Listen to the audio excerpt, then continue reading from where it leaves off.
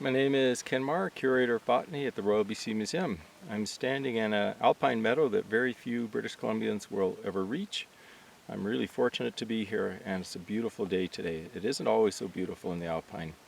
We're east of Prince George and south of Fort St. John, close to Monkman Provincial Park, and we're north of Wapiti Lake Provincial Park. And we're here collecting plants for the museum in order to document the biodiversity of the province.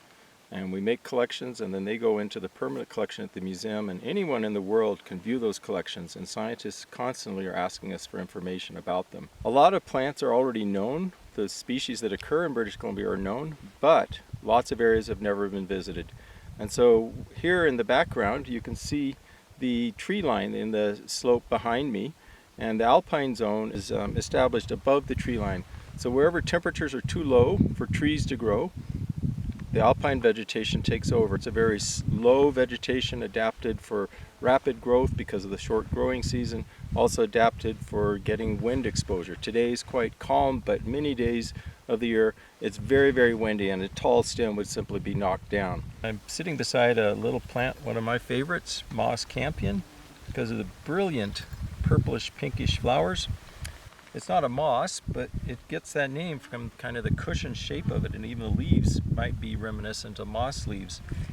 This plant is an excellent example of adaptation and evolution in the alpine environment. Related species in this genus, Silene, are much taller plants. They could be up to this tall, even taller. But as plants adapted to the alpine environment, there's a significant advantage to being shorter. And the reason for that, as you might guess, or maybe you haven't guessed, is because the winds are strong and the growing season is short. So it's an advantage to be short because you're not as buffeted by the wind, and it's also an advantage to be short because the plant is able to produce flowers very quickly.